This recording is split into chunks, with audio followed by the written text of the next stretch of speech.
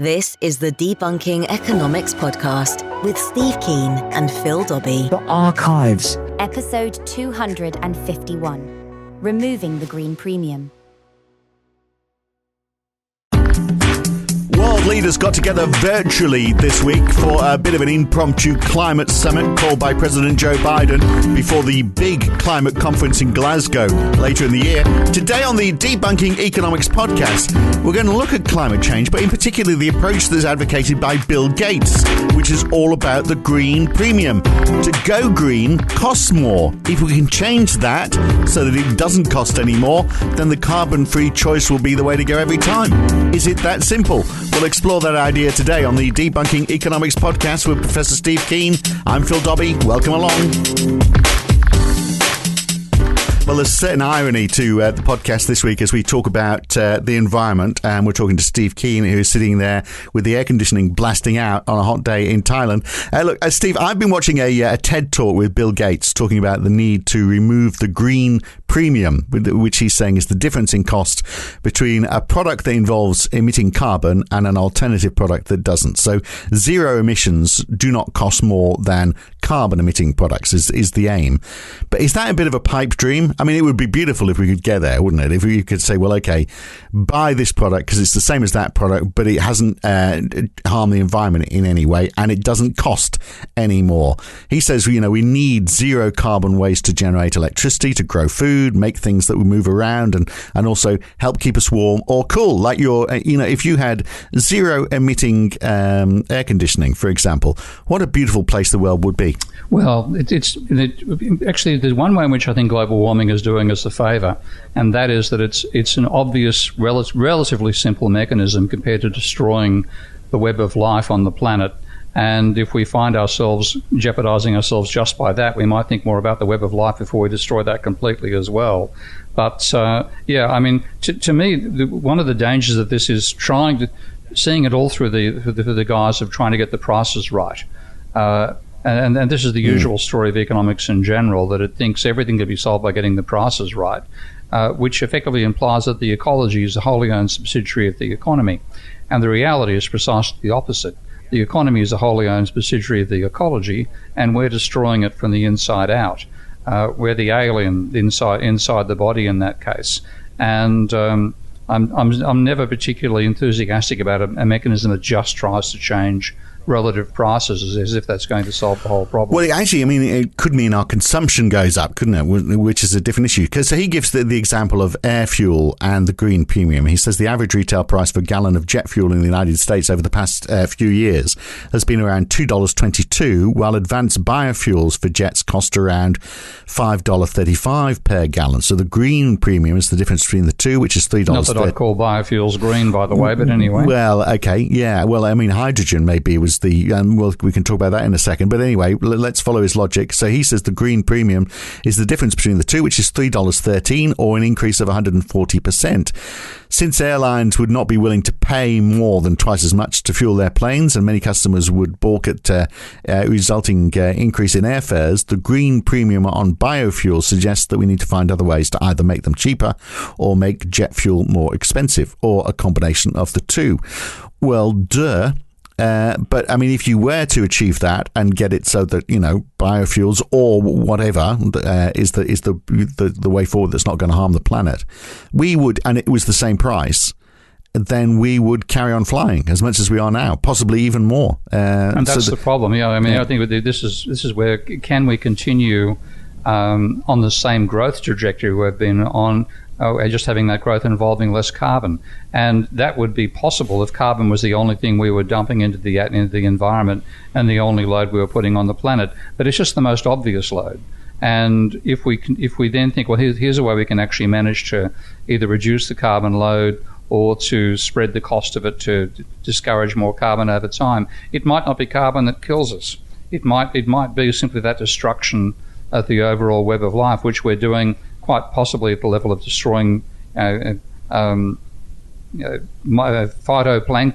We could be taking that down, and that's what brings down the fish populations, and that brings down the human populations. At some point, carbon could be a sideshow, a very important one. Yeah, but a sideshow. But if we are saying, well, okay, we're going to do less of travel or we're going to consume less, then that becomes, ironically, I guess it means there's less incentive actually to try and find alternatives to what we're doing. So if we say we're going to travel less, then that's going to be less of a problem. So then perhaps we need to invest less in trying to find a green alternative. We'll just fly less. We'll still fly heavily polluting planes. We won't ship as many goods around the world. So we're happy to have heavily polluting container vessels, because there's going to be fewer of them. Whereas if we say, well, okay, we're going to maintain our levels at the current levels, then there becomes an incentive, doesn't there? So then we can say, well, okay, if we're going to fly as much, it may be a bad thing. I'm just looking at both sides of this argument. If we're going to fly as much, then maybe we say, oh, let's look at hydrogen powered jets, for example. Let's invest a lot of money into that. Let's look at ways that we can ship goods around the world with hydrogen powered container vessels. Whatever the most efficient way. If we're going to do less of it, then the incentive to invest to try and find alternatives diminishes a bit, doesn't it? Yeah, well, I mean, this is a lot of this stuff is sort of taking a micro approach to a macro problem. Let's use the price system to get costs up, so people will therefore do it less through their consumption motivations and the price mechanism. But a large part of what we're talking about is a simple macro issue. We are producing far more carbon than we should.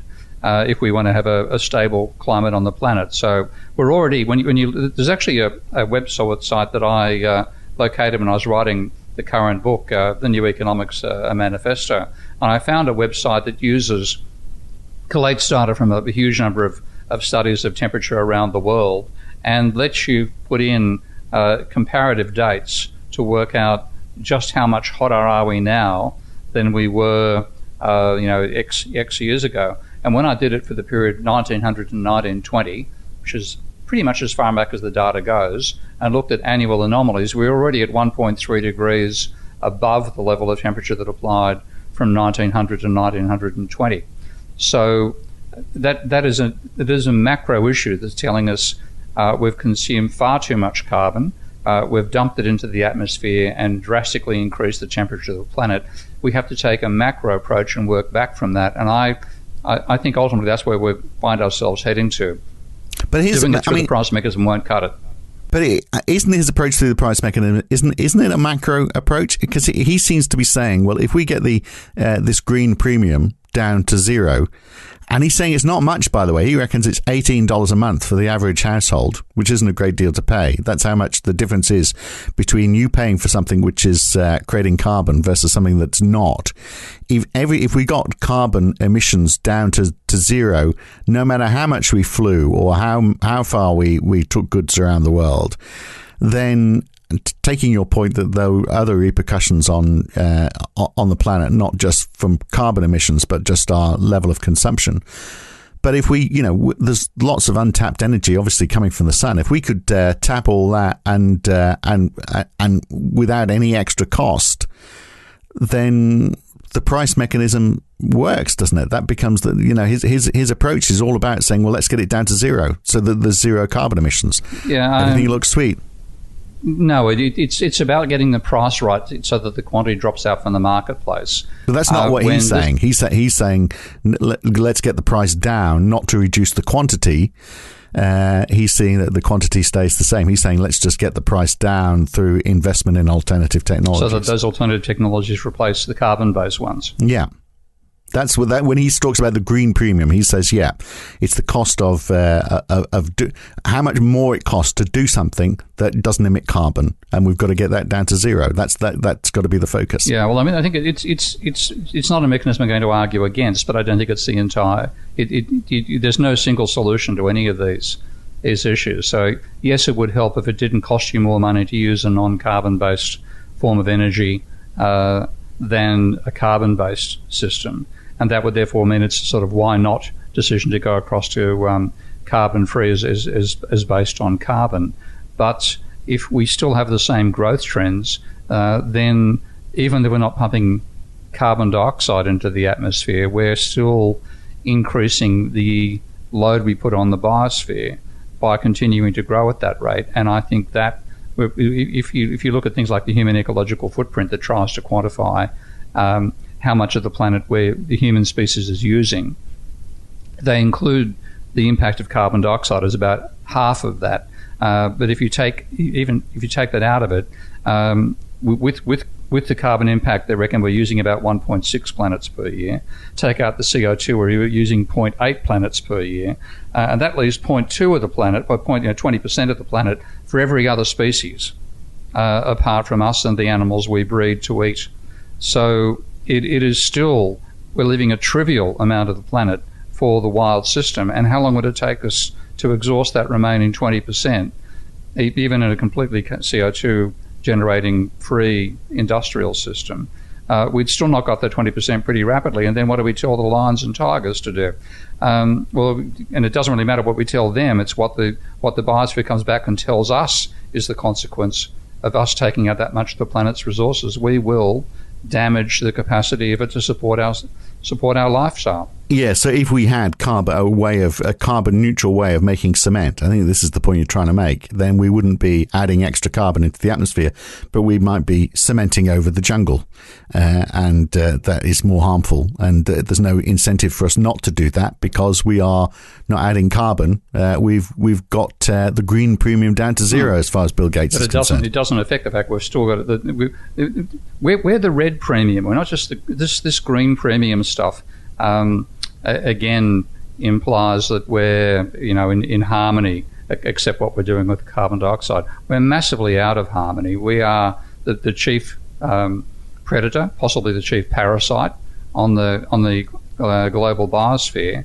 And if we continue expanding our use of it, at some point that biosphere will go into various forms of paroxysms, and we'll be stuck with the consequences of that. And that is, to me, that's why I think in some ways carbon dioxide is a wake-up call. But if we just think we can get it right by getting the price of carbon right and by getting rid of the carbon, we'll find it's the other things we're doing that then get us, and they could be far more intractable than just the carbon issue. Yeah. So look, and you're leading me to getting back to your idea about having some sort of carbon quota for everybody, because brilliant idea. By the way, David Miliband apparently was pushing this agenda a few years ago. David Miliband, if he'd made it to become Prime Minister, the world might have been a very different place. Instead, we ended up with Ed Miliband for a very short period of time. But David Miliband apparently was going down this road, exactly what you're saying, that, we need to have some sort of quota mechanism that's given to everybody. So everyone gets a certain carbon quota. This is your idea that we've discussed on the podcast in the past. You get a certain allowance for the amount of carbon that you can consume through the goods that you buy. So when you buy something, it's got a price, it's also got a carbon quota. That gets deducted from your quota. And if you've got any left, you can sell it to somebody who wants to use a bit more. But the idea is obviously would be perpetually reducing it.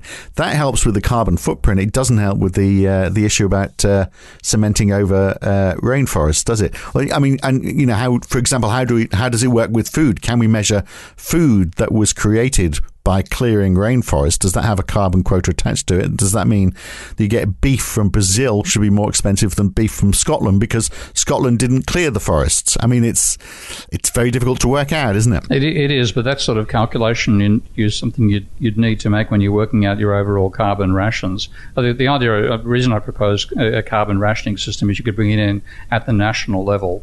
You could impose it at a point at which like if you even said that everybody got the average per head carbon dioxide output of a country as their allowance, then I'm only guessing. I'd like to work it out more precisely, but I imagine 90 to 95% of the population wouldn't exhaust their allowance.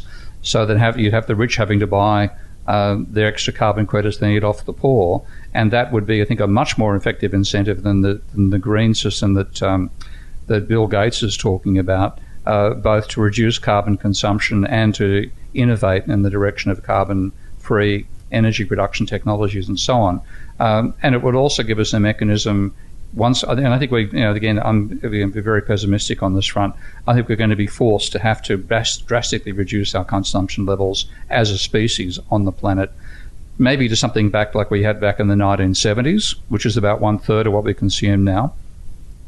And then at that scale, we might have a sustainable culture which we could gradually turn around and make it possible for our civilization to be in relative harmony with the biosphere.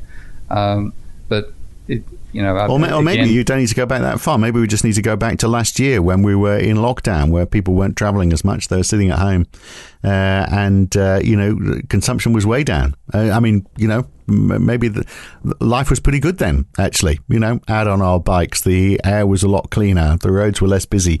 I'd love that world. Well, that's not a bad thought to keep, because a large, as David Graeber said, a lot of our jobs are bullshit jobs, and a lot of our consumption is bullshit consumption as well. I find it quite fascinating going shopping in Thailand and seeing some of the products on sale here. We went to a crazy Japanese shop in the Japanese quarter of Bangkok recently, and I mean, some of the garbage on the shelves there, the thought of capitalism without that crap being produced is a damn sight healthier version of capitalism. So people are making that crap because you've got to earn a quid. Yeah. So everyone comes out with the latest harebrained scheme in the hope that someone's going to buy it. If it wasn't there, they wouldn't buy it. But then the person who made it would have to have money from some other source, which is where you get into needing some sort of universal basic income, which could be actually paid for you in carbon credit. So you're if you're not making a great deal of money, you sell it and you earn it from the rich people, and the rich people are happy to pay for it because they're not buying all the shit that you used to produce. So it does sort of even itself out for a lower consumption world, doesn't it? By the way, I swore there. We'll be taking off Apple now. Do they do that? They haven't done so far, and you've said a few words. Good. So I have let a few slip over time. Yeah, but. Yeah. So what else is Bill Gates on about there? You give us a bit more of the he also talked about lower cost of finance. This is so if and this got me thinking because there needs to be a cheaper way for people to invest in projects which are going to be leading towards something which is carbon neutral. That means someone somewhere has got to take the risk, and we know it's probably not going to be banks. If a government, that got me thinking. So if a government was to fund it, if a government funds a project with money that it has created, and it doesn't work, it doesn't have any impact, and the whole project is folded, in this modern monetary world, does that actually really matter? Because not as much. That's a very good point. It's not going to create inflation because it's not added anything to the economy. You've created the money, and the money's been useless, but at least it's created a few jobs for a while. And if there's no risk, then there's less concern about investing in these things. Yeah, well, and like I've seen some again, I can't bring them to the back of the top of my head, but I've seen calculations about the cost of nuclear power stations, for example, where the vast part of that cost is actually the financing cost, because you're not getting government money to produce them anymore, so you've got to go to the private sector. The private sector is going to charge you at least a 7%, probably higher rate of interest on the money to actually build the station, and then you compound that over the period of time that it's the sort of 30-year period that's involved in both the manufacture and running of a substantial nuclear power station, and it turns out that financing is about 2/3 of the cost. So if it was done by the state paid for it, then you'd have 1/3 the cost of building the power station. And it's all because of the compounding effect of interest on commercial loans to build long-lasting infrastructure. So it's another good argument for government spending, not because governments are superior to the private sector building the same thing, but they don't face the same cost of finance. And by getting the cost of finance out of there, you reduce the parasitic load on the economy from the finance sector and do things better as a result. Right. So it should become a focus then for governments, really, shouldn't it? To say, well, okay, we're going to provide the bank that is going to provide the low interest loans, and if you mess up, well, so be it. At least we're taking the hit. It's not being taken by the commercial sector. By a commercial bank, which has got people's money invested in it, and shareholders who probably wouldn't like to see that happen, which is obviously why they become so risk adverse. The government doesn't have to behave like that. Well, and I think a huge part of our finance in future is going to be government finance, because I can't see making a profit out of degrowth. At some point, to provide the cash flow to keep, again, but like COVID, there's no way that we could have got through COVID within a 100% market-based system, because with people having the financial commitments they faced before COVID hit, and then COVID hits and their cash flow disappears, they're bankrupted. And if you actually applied that at the global scale, if you didn't have the monetary creation by governments now, you'd have a massive level of bankruptcies, and probably the biggest financial crisis in history would hit us, and would be hitting us now. So I think in that sense, COVID is also a bit of a warm-up to let us know that in some circumstances the market economy is not going to work, and you do need the government, which has that independence from having to make a profit. That is a vital part of surviving what we're going to go through. Well, Bill Gates' point about this green premium and why we need to get it down to zero is because he reckons the exact opposite to what you're saying. He says, energy consumption is going to increase. There's not a lot we can do about it as the world develops. So, we can step up anything. Travel, manufacturing, food can be expanded if the green premium is got down to zero. So he's ignoring the other aspects of the footprint that you were talking about. But his point that it will increase as the world develops is right, isn't it? We can say, well, okay, in the West, we are going to consume less. But try telling that to India and to China, which are trying to develop their economies and take people out of poverty. Obviously, those countries India. Having done a few trips to China over time, the standard of living in China is certainly a global middle to upper class standard of living. I'm talking about. Well, the people you're seeing are, but the people out in villages. I'm actually talking about being in a third-ranked city. Right. Population under 2 million people, and going for walks through industrial sections of the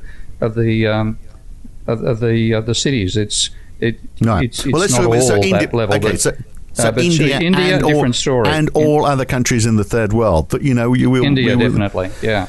And their energy consumption will increase, and there's a lot of people there. But I've got a feeling India will be the first place that realises we've got to do something about global warming, because of all the countries that are going to face the possibility of a wet bulb temperature catastrophe, India is pretty much number one on the list, and that's the basis of Kim Stanley Robinson's latest book, The Ministry for the Future. Right, but it's very hard for somebody who's quite wealthy telling those people you can't be lifted out of poverty, because if we did that, then that's going to increase global consumption, and that's going to be bad for the environment. They're going to say, well, okay, lift me up to your level. Let's meet halfway, which we're not going to do. Yeah, and I can see a lot of conflict and a lot of international disagreement over this rather than agreements, because if Kim Stanley Robinson's guess is right, that's the first major catastrophe that makes us realise we can't let global warming continue, then the first country that's going to try to do geoengineering is going to be India.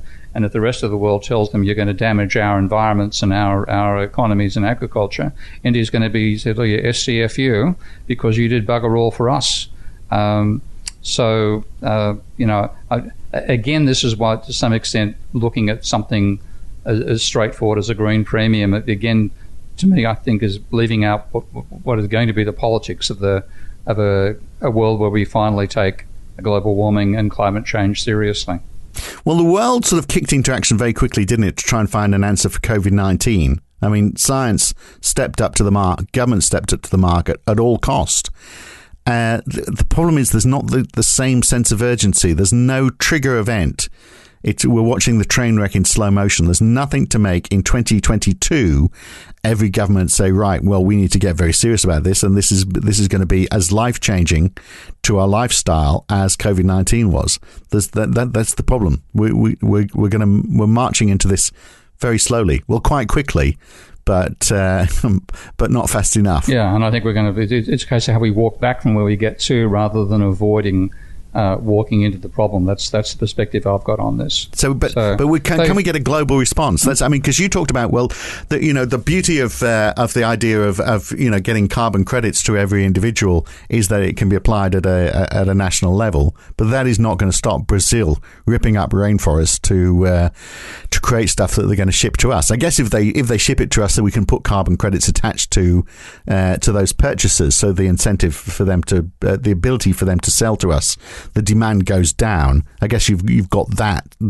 sort of control. So maybe they clear less forests because demand for their products disappears. But that issue about a global issue being solved with local responsibilities is a difficult one to master. To me, it's going to be. I mean, we've got a long way from Bill Gates here. But, it's the same issue, though, isn't it? We're just two approaches to the same issue. I mean, you've said his green premium isn't going to work because it's going to increase demand. So how do we decrease demand? Yeah, well, that's what I'm sort of coming at this from is having looked at the politics of trying to do good policy over the last 50 years and seeing ideology has won virtually every time good policy hasn't come through until COVID hit us, and then we're seeing COVID nationalism. European Union blocking exports to Australia, the chaotic rollouts in some countries, successful in others. It's the incompetence of our political system that gets in the way of a lot of these ideas. So, and again, that can apply to my idea as well, quite frankly.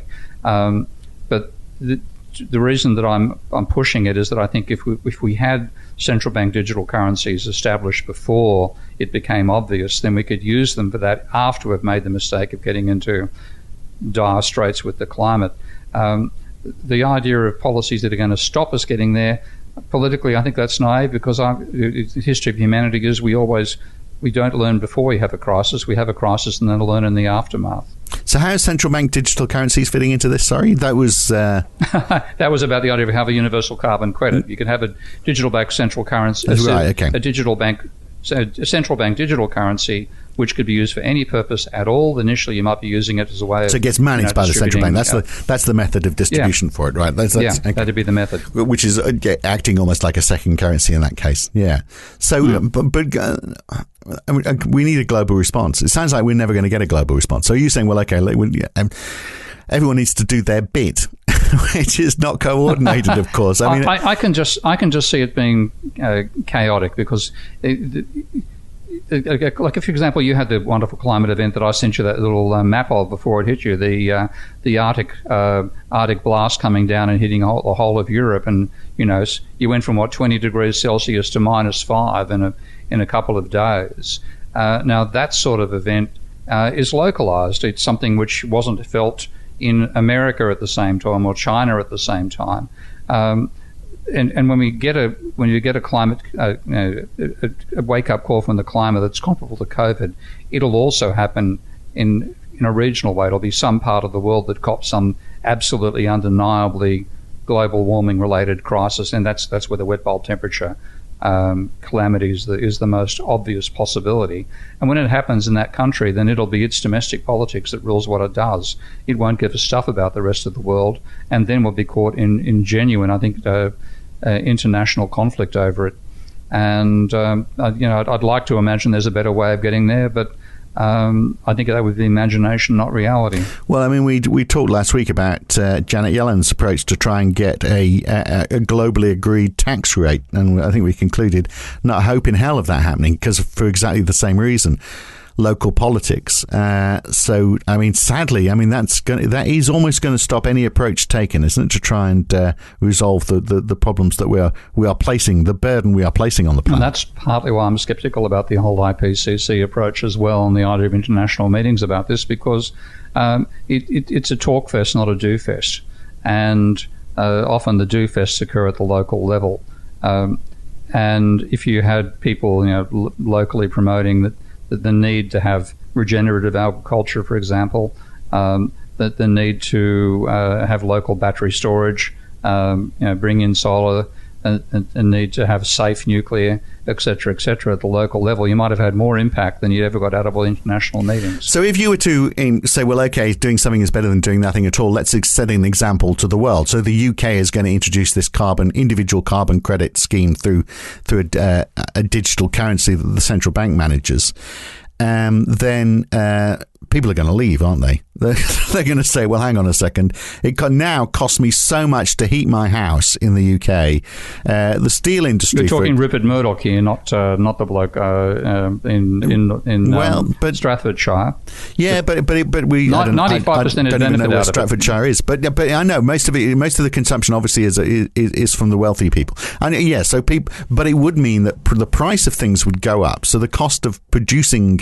the cost of energy would go up, because you are limited, because you are saying, well, okay, we're going to limit And of course it would. If you say we are going to limit the amount of carbon emissions by the amount of this digital currency that we create, then unless all energy is green, which it gets back to Bill Gates with the zero carbon. What's he calling it? I'm going to have to edit it now. With a zero green premium.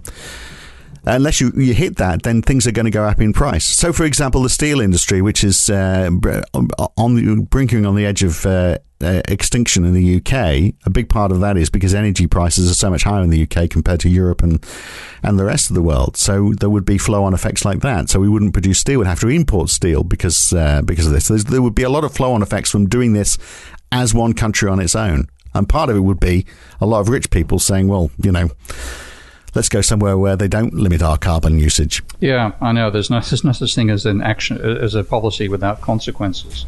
But in some way, that's why I'm not actually talking about something that's trying to stop us having a catastrophe. I'm talking about something that's going to be there when we have the catastrophe that we can use to back our way out of it. So I want to have central bank digital currencies in place well before an ecological crisis hits. Use them for tiddlywinks in the meantime, monopoly money, no need to actually make them effectively used. And then when it happens, can I use the word shit? Well, I think we've already lost our Apple rating this week. Okay. So yeah, holy yes. We've got to bring this in now to get back to where we should be. So I'm not seeing it as a policy to avoid a catastrophe. It's a structure that can be there when we have the catastrophe. That means we have some chance to back our way out of it. So I think you need to talk to Bill Gates. How do we manage this? Because I think it would be a very interesting discussion between his idea of carbon, getting to something that is carbon neutral, getting rid of his green premium, and your idea, and David Miliband's apparently his idea of limiting the number of carbon credits that we all have. I'm sure somewhere between the two of them, there's a workable solution. Yeah, well, I'm just trying subterfuge these days. I've given up an active policy, and my subterfuge is get banks to create central bank digital currencies and have them sitting there when the S hits the fan. Right. Okay. At least we know the agenda, and then there'll be a world leader. And if it's not Joe Biden, it's going to be Steve Keen. Either way, it's going to be an elderly gentleman who's looking for the benevolent approach. You don't mind. You're not quite as old as he is. That's or benevolent. Always benevolent. Yeah. All right. Okay. We'll leave it there for today. Good to talk, Steve. Okay, mate. Bye. Because it's a lot easier to be benevolent when you've got some money, isn't it, really? Although Donald Trump wasn't that benevolent, but Joe Biden has got $9 million. Peanuts compared to Donald Trump, but better than Steve or I are doing. That's it for this week. Back again with another Debunking Economics podcast next week. Thanks for listening.